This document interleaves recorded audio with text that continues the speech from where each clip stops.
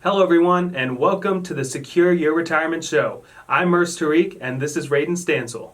In this episode, Merce and I are going to talk about how do you put retirement in action, connecting your real estate along with your retirement plan. Make sure you take notes on this one.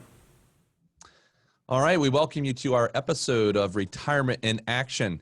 This episode is a discussion around the interview we did with Renee Hillman in talking all about retirement planning and how we deal with real estate in retirement, buying and selling a home, all the different things that we have to think through on that. It was such a nice discussion, but what we want to do right now in this episode is really break down how do we put that into action within our retirement.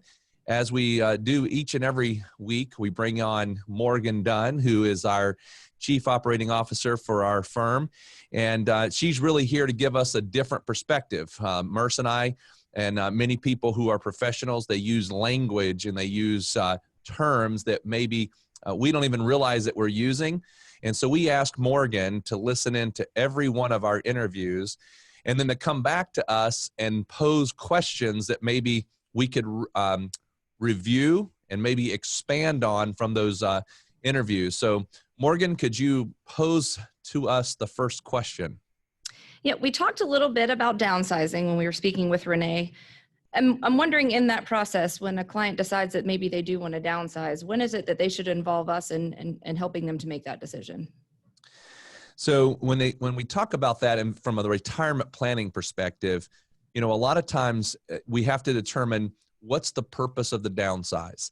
That's a very important. If it is just downsizing for maintenance, and that's really not going to affect their retirement plan. It's not monetary. It's not about that. It's what it's about making sure that they have the lifestyle they want. Now, for a lot of folks, though, they're saying, wait a minute, I got this big potentially mortgage. Potentially, I've got a house that has a lot of equity in it, and I want to take that house, I want to sell it, and then take the equity and put that and make that a part of my retirement plan. Now, that's a whole different picture. So, Merce, can you walk us through what that would look like when we're building a retirement income plan and how you would put that into the income plan so that the client could see the benefits of doing such a thing? Yeah. So the software, what it allows us to do is make some guesses or make some hypothesis around what is going to happen in the future. And so say we have a client and let's just say the house that they're in is worth or going to be listed to sell at maybe $600,000. And it's a house that maybe has a $200,000 mortgage on it. So really they're going to net in equity about $400,000. Well, they're going to have to take a portion of that to go buy the downsized house, whatever that dollar amount is.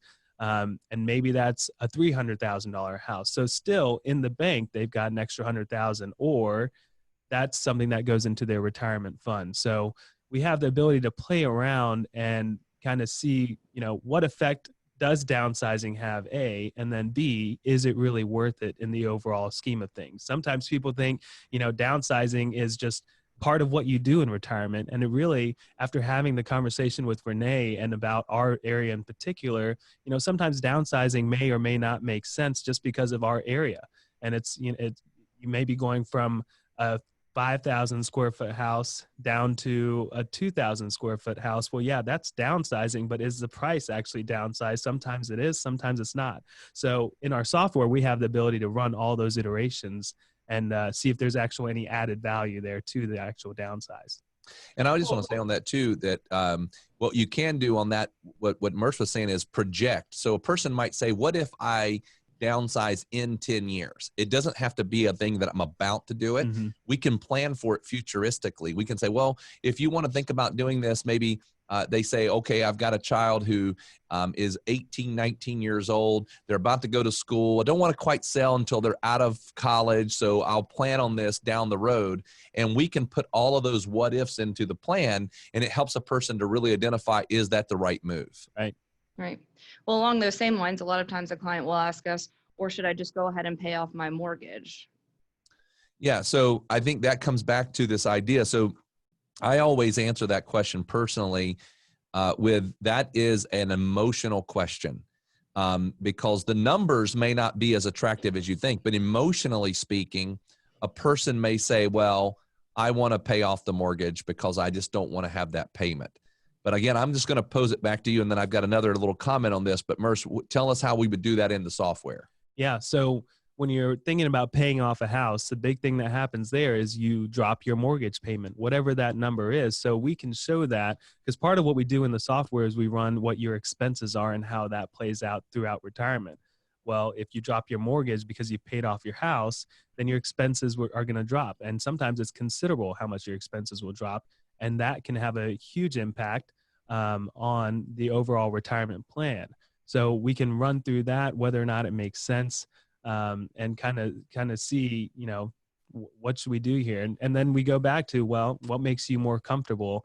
And, the whole retirement plan shows us whether or not you have the affordability to do so, to pay off the house. Does it make sense to take money out of investments and to put it into the mortgage to pay off the house? Or does it make sense to let those investments sit there and keep paying on the mortgage for the next 10, 15, 20 years, whatever it may be? So on that point, Merce, because you just made a good point. So let's just talk about one aspect. So let's just say a lot of our clients have saved a lot of their money in 401k IRA money. And that's really where they've got it. And they've got, some savings in the bank, but that's not what they're going to use to pay the house off. Their substantial savings is in an IRA or 401k.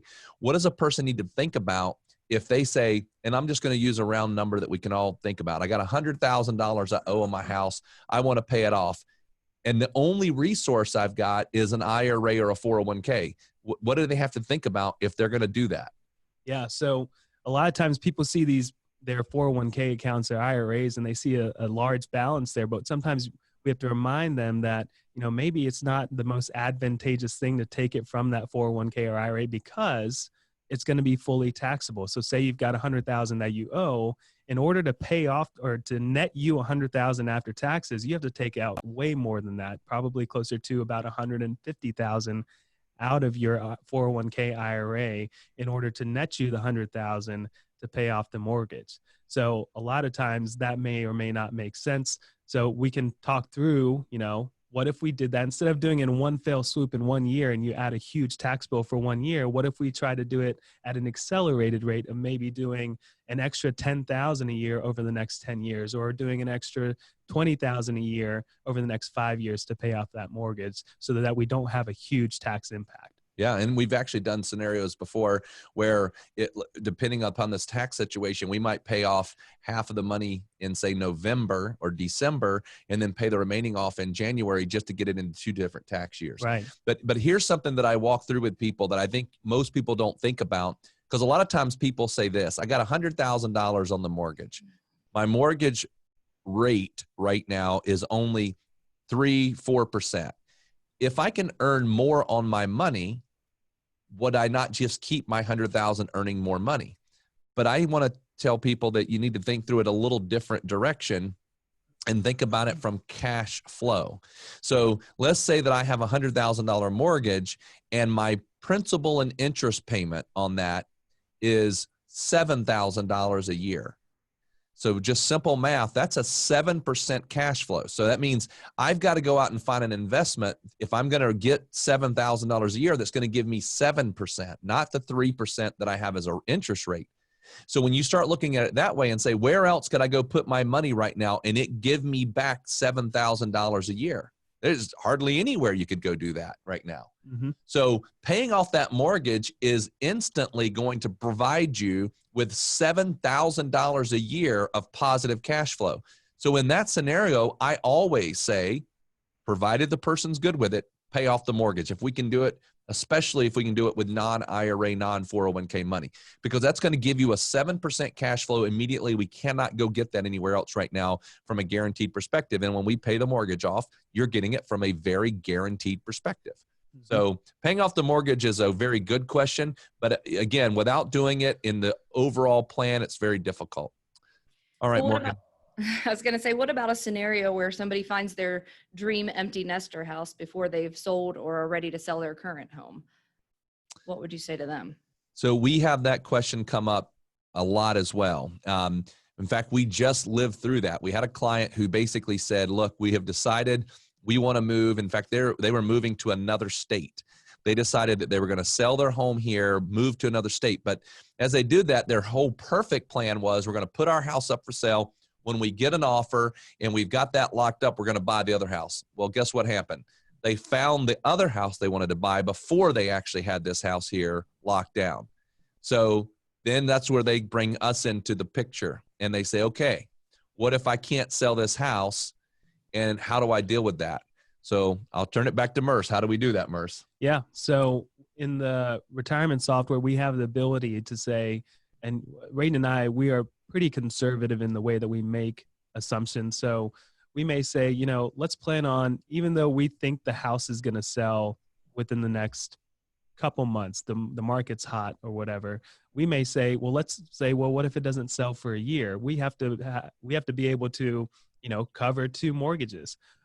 Or we may say, well, let's look at the idea of taking some assets from investments to pay off one, or to do the down payment on the new house. So there's a lot of different examples and iterations in there that we can play through. Ultimately, we've been able to navigate those pretty seamlessly. I know it can be the idea of having 2 homes when you really just want one can be overwhelming, but it's really for a short period of time, and we're able to kind of walk through that. And the overall impact for such a short period of time is really not something big when it comes to the overall retirement plan. So we're happy to walk through that at any given time for any of our clients. Very good. Were there any other questions, Morgan? I think the last one I could think of is, sometimes our clients decide that they want to help somebody out, maybe a child or another family member, to purchase a home. How would you guys advise them to go about doing that? So there's a couple different things that we've seen in that area. I'll take one of the more common ones. So let's say that a client of ours, they have saved a fair amount of money, and they have some cash assets. They have a child who wants to go buy a home. And the question comes down to, what if I want to give my child some money for down payment, or I want to loan it to them? So under this example, we're going to assume that the family has 2 children. So one of the things they have to think about is they have to think about, if I give the one child down payment, am I willing to give the other child a down payment? Well, maybe the other child doesn't need a down payment. So many times doing a loan to that child that is forgivable at death is probably the best way to do that. The other scenario, though, is that you can do it as an actual good cash flow. So basically, you could loan your child, and let's just say they need $100,000 for a down payment. I like $100,000 because my math is easy and I can do that without thinking very much. And they say, hey, I'm going to give it to my child at a very good interest rate of 3%. Well, now that child can actually start to make payments back to the parents. It's a good cash flow back to the parents. And then if something were to happen, you could forgive the loan at death if you wanted to do that. But then you really do have a format of how it all equates out to multiple children. The thing that you have to be careful of, though, in my opinion, and what we've seen in experience is, you kind of got to have a little bit of mentality of not expecting the money back. And that doesn't mean that your child's going to default on you. It just means that if something happens, you don't want to have a scenario that this harms the relationship with the children, which we've seen, and we don't want to have that be the case. So you kind of don't want to walk into that scenario unless you could kind of afford not to get the money paid back, is my opinion. But again, I'm going to turn back to Merce here and say, Merce, how would we do that in the retirement plan? Yeah. So it comes back to, can we afford to do it? That needs to be the number one question. Families, parents, they always want the best for their kids. And, they may think they can afford to help out with that down payment, but sometimes they can't. And sometimes they can. So what we do is we run it through the process. We say, okay, well, how much is that house going to cost? And what's the down payment that you're wanting to put down? And say it is that $100,000. Let's take $100,000 out of the investments and see how that plays out for your retirement. Because at the end of the day, you got to take care of yourself first before you can take care of the kids. So we can run that out, if it's next year, or what if it's in 5 years, or what if it's in 10 years.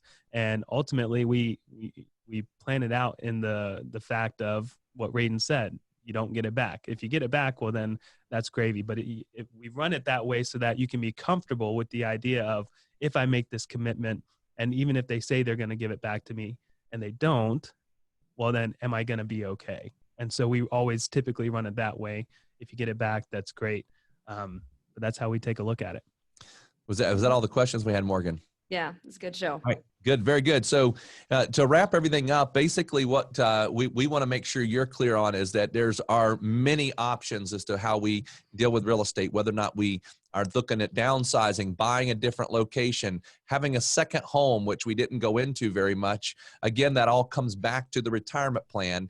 And we always say this, is that if you do not have a retirement plan, a written retirement income plan, then that's the missing link as to a lot of these decisions.